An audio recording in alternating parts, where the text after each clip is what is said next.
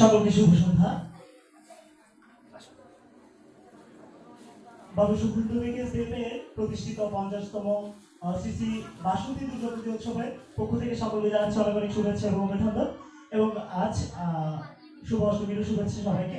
আর কিছুক্ষণের মধ্যে আমাদের একটি সাংস্কৃতিক অনুষ্ঠানটি শুরু হতে যাচ্ছে।